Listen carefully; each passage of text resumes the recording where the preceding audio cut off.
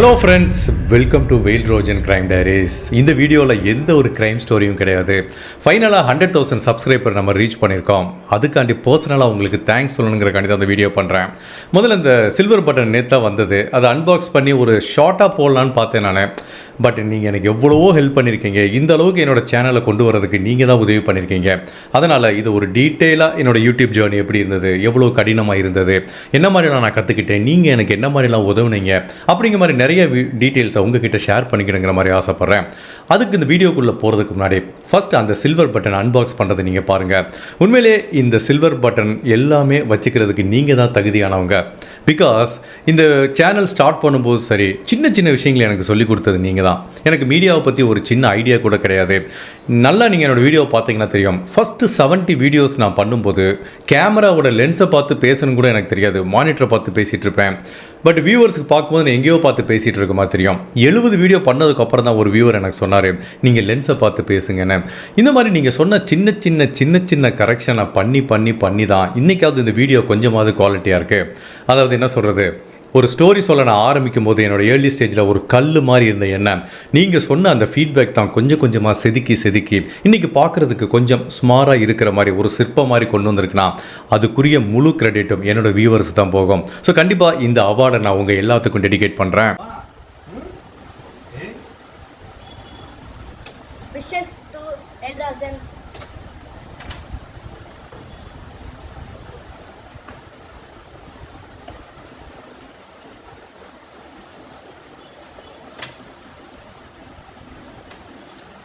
Okay. Oh, nice.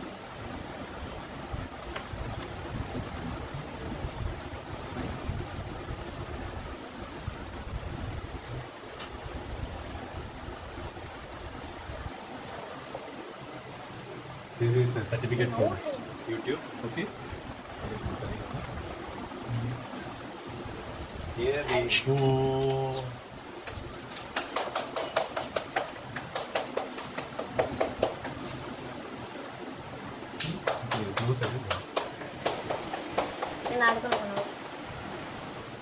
எவ்வளோ சேனலில் இந்த மாதிரி 100,000க்கு சில்வர் பட்டன் வாங்குறது வந்து ரொம்ப சாதாரணமாக இருக்கலாம். ஈவன் பல சேனல் மில்லியன் கணக்காக வாங்கிட்டு கூட அமைதியாக இருக்காங்க. பட் இந்த அவார்டு எனக்கு ரொம்ப பர்சனலாக நான் ஃபீல் பண்ணுறேன். எப்படின்னா, எனக்கு இந்த யூடியூப் ஜேர்னி அவ்வளோ ஹார்டாக இருந்திருக்கு. நான் ஏற்கனவே உங்கள்கிட்ட நிறைய டைம் சொல்லியிருக்கேன், நான் எவ்வளவோ ஜாப் ஒர்க் பண்ணியிருக்கேன். பட் நான் ஒர்க் பண்ணதுலேயே ரொம்ப கஷ்டமாக ஃபீல் பண்ணது இந்த யூடியூப் தான். எவ்வளவோ தடைகள் கடந்து வந்திருக்கேன். பல டைம் இந்த யூடியூப்பை விட்டுட்டு போயிடலாமா, இல்லை என்ன சொல்கிறது, புலிவாலை பிடிச்ச மாதிரி ஃபீல் பண்ணியிருக்கேன். இவ்வளோ தூரம் எஃபர்ட் போட்டு வந்துட்டோம், இப்போ விட்டுட்டு போகிறதுக்கும் மனசு இருக்காது. பட் அதே டயத்தில் சேனலுக்கு ஒரு ட்ராக்ஷனும் கிடைக்காது. என்ன பண்ணுறது தெரியாமல் பல டைம் நானே புலம்பியிருக்கேன். ஒரு நாள் வீட்டில் இருக்கவங்ககிட்ட புலம்புவேன், ஃப்ரெண்ட்ஸுக்கிட்ட புலம்புவேன். பட் எவ்வளோ நாள் தான் அடுத்தவங்ககிட்டே புலம்பிட்டு இருக்கிறது. அதனால் ஏர்லி ஸ்டேஜில் நான் என்ன பண்ணுவேன் அப்படின்னா, எனக்குள்ளேயே நான் வீடியோ பண்ணிப்பேன். எனக்கு மனசில் என்னெல்லாம் ஒரு ஃப்ரஸ்ட்ரேஷன் தோணுதோ அதை எல்லாத்தையும் ஒரு வீடியோ பண்ணி வச்சுப்பேன். ஒரு 2-3 வருஷத்துக்கு முன்னாடி ஒரு நாள் ஒரு வீடியோ போட்டேன். ஒரு பேங்க் ராபரி கேஸ்ன்னு நினைக்கிறேன். அந்த வீடியோக்கு ஒரு 20 வியூஸ் தான் வந்தது. பயங்கர டிசப்பாயின்மெண்ட் ஆகிடுச்சு எனக்கு. ஏன்னா இவ்வளோ கஷ்டப்பட்டு போட்டிருக்கோம், அட்லீஸ்ட் ஐ டிசர்வ் 1000 வியூஸ் அப்படிங்கிற மாதிரி நினச்சிட்டு ஒரு நாள் கேமராவை எடுத்து வச்சுட்டு ஒரு அவுட் ஆஃப் ஃப்ரஸ்ட்ரேஷனில் ஒரு வீடியோ பண்ணேன். இந்த மாதிரி இந்த வீடியோ பண்ணேன், எனக்கு ரொம்ப ஃப்ரஸ்ட்ரேஷனாக இருக்குது.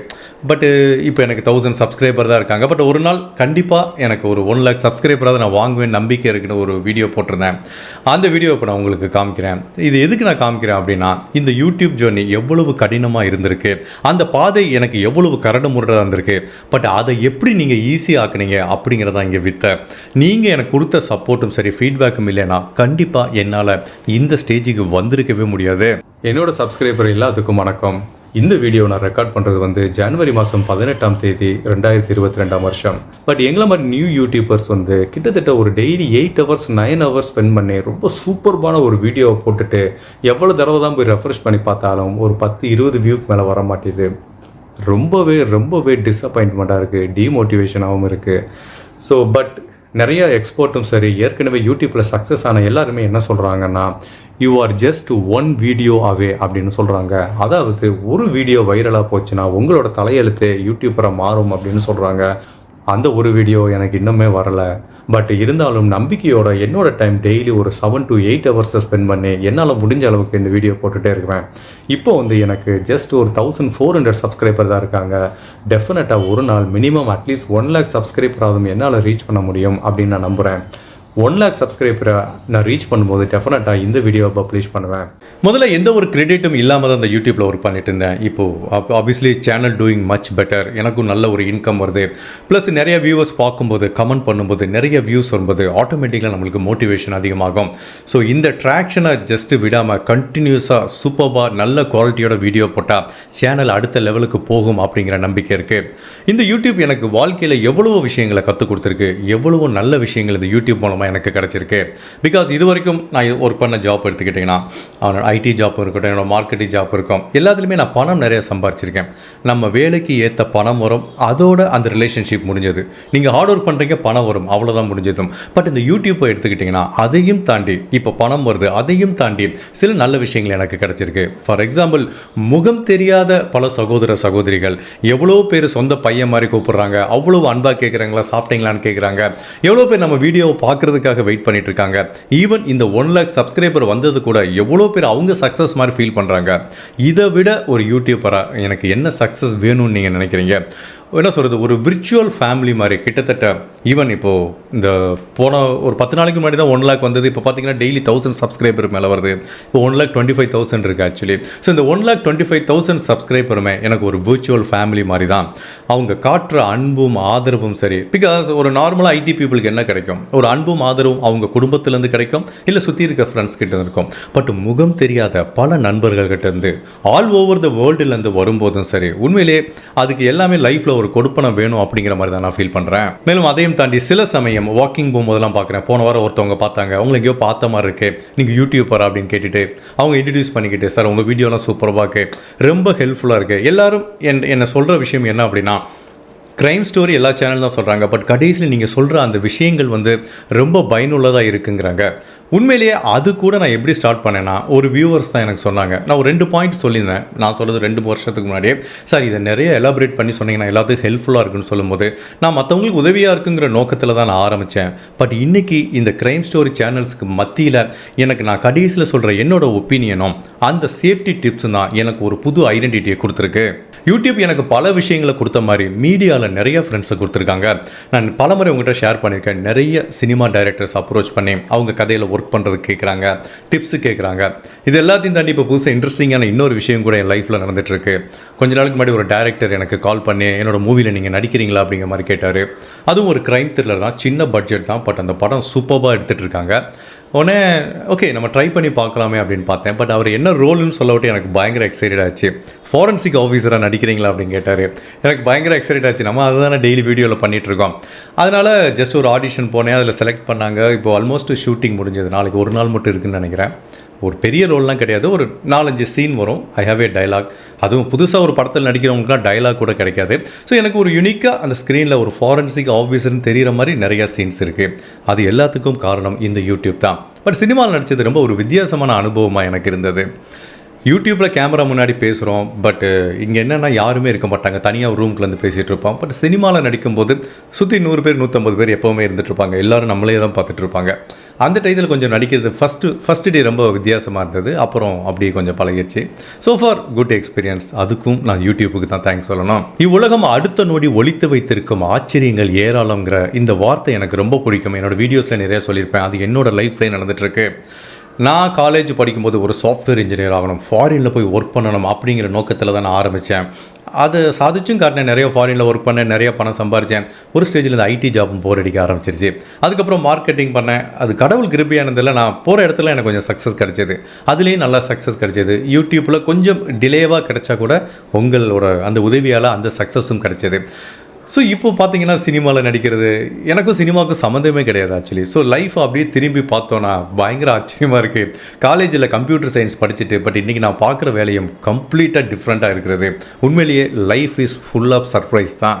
நிறைய பேர் என்கிட்ட கேட்குறாங்க, ஸோ யூடியூப்பில் சக்ஸஸ் ஆகிறதுக்கு என்ன பண்ணணும் அப்படிங்கிற மாதிரி கேட்குறாங்க. நான் ஒன்றும் உங்களுக்கு அறிவுரை சொல்கிற அளவுக்கு பெரிய லெவல் சக்ஸஸ் ஆகலாம். அவங்கவுங்க மில்லியன் கணக்காக வச்சுட்டுலாம் சும்மா இருக்காங்க. பட் என்னோடய எக்ஸ்பீரியன்ஸை நான் ஷேர் பண்ணிக்கிறேன். நான் ஏற்கனவே சொன்ன மாதிரி யூடியூப் ரொம்ப டஃபஸ்ட் ஒரு ஜேர்னியாக இருக்கும். It will test your patience. உங்களோட பொறுமையை ஒரு எண்டு வரைக்கும் எடுத்துகிட்டு போய் சோதிக்கும். இதுக்கு மேலே உனக்கு பொறுமையாக இருந்து காமிடா, இதுதான் உன்னோட எண்டு, இதுக்கு மேலே தாண்டி நீ பொறுமையாக இருந்தாலும் யூடியூப்பில் ஜெயிக்கலாங்கிற மாதிரி தான். It will test our patience. Actually அந்த ஸ்டேஜை கடந்து வரவங்க தான் யூடியூப்பில் வின் பண்ணுறாங்கன்னு எனக்கு தோணுது. பிகாஸ் யூடியூப்பில் நான் ஸ்டார்ட் பண்ணும்போது என்ன நினச்சேன்னா, ஆகா இத்தனை பேர் க்ரைம் ஸ்டோரி பண்ணுறாங்களே, நம்ம ஒரு க்ரைம் ஸ்டோரி போட்டோன்னே லட்சக்கணக்காக வியூ வரும் இப்படி நினச்சிட்டு தான் போட்டேன்.